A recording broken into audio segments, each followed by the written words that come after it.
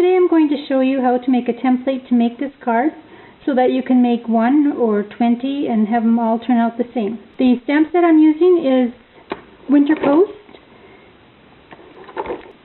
So you start by cutting your cardstock that you're going to use, and this is cut at 5 1/4 by 4, which is the background.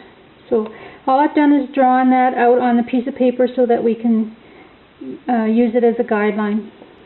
Same with the skaters. Although on this card is stamped a bit wider, I went narrower for this one, and it fits right here. So to start off with, I'm going to be stamping the postcard stamp on my Stamp-a-ma-jig. I like to use this lined up in the bottom right hand corner, but a lot of people use it this way. That's fine. It's just whatever will work for you. After you have seen how to do this, you'll be able to do it with no matter which way you use your Stamp-a-ma-jig. So I'm going to be lining this up square on the piece of paper as well as on the plastic. And I'm going to do the skaters on another corner.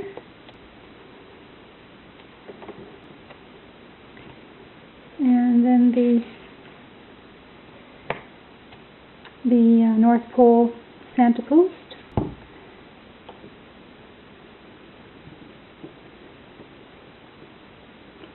So you take your stamped images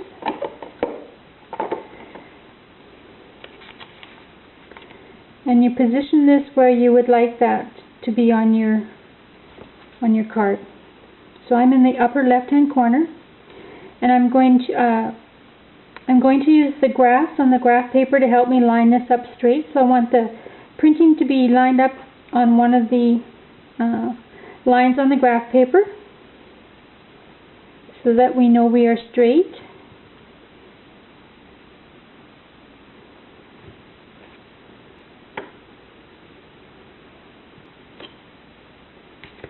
Now what we do with take a marker and don't move your Stamp-a-ma-jig.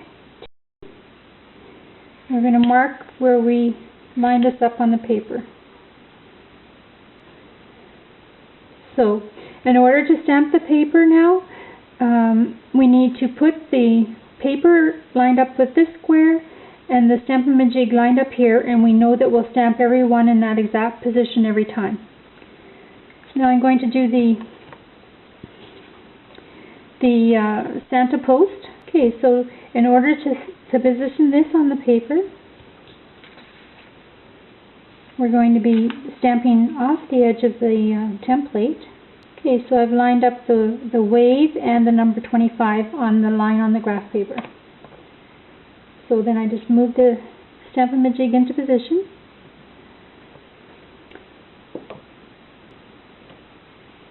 And we're happy with that, so let's just mark that where that goes.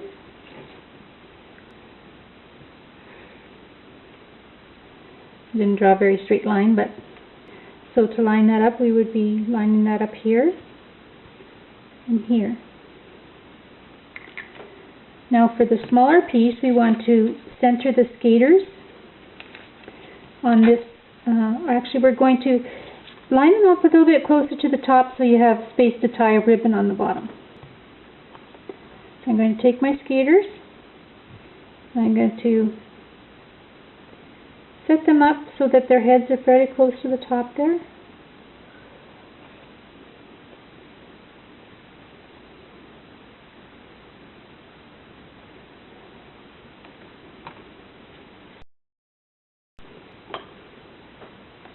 So I know I'm happy with that position, so we'll do the same thing. I'll just draw the bottom half of the Stamp-a-ma-jig.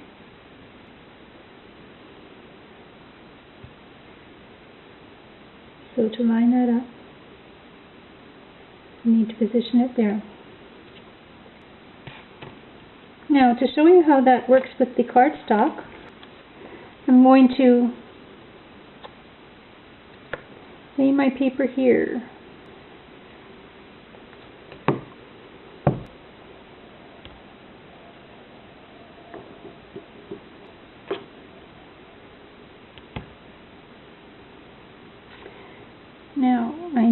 to mark this a little bit different. So I'm going to draw the line that coordinates where this was positioned over here.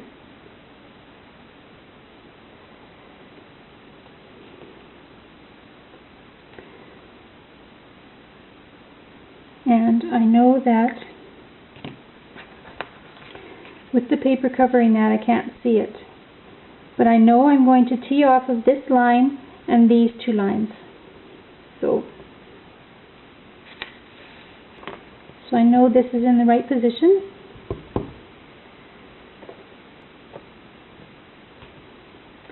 Now you'll see on this card I also put this stamp on. I stamped it and then I wiped off the wish list portion, but I'm going to stamp this sample with that on. And I already know that this one works with the stamp lined up in this corner, so if you want to use a jig you can, but you certainly can do it by just lining the edge of your stamp up with the edge of the corner.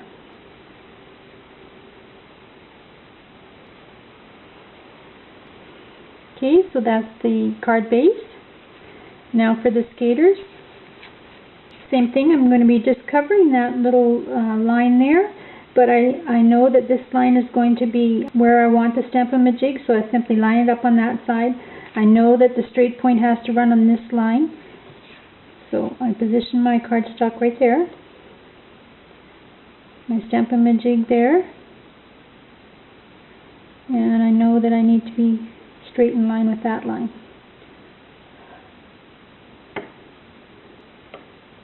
So there's my skaters.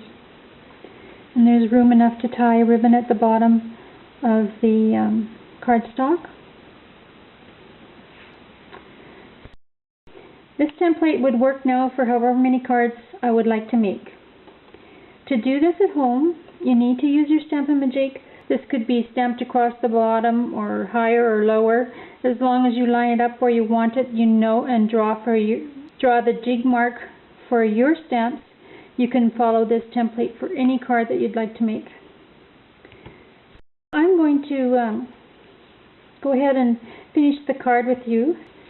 So my cardstock again was 5 1/4 by 4.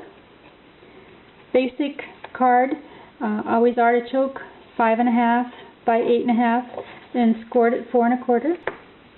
This is 2 inches wide by 2 1/2 inches high, and this one is 2 1/2 by 3 for the background.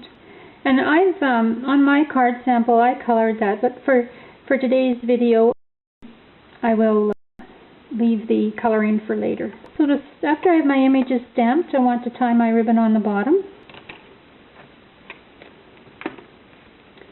So we simply attach that to the matting and just center that. Next I'm going to attach it to my Naturals Ivory cardstock, and then attach that to your card. And there's your card using the template. Don't be afraid to try your templates, it works really well and it'll look like this. Thanks for joining me and have a good day.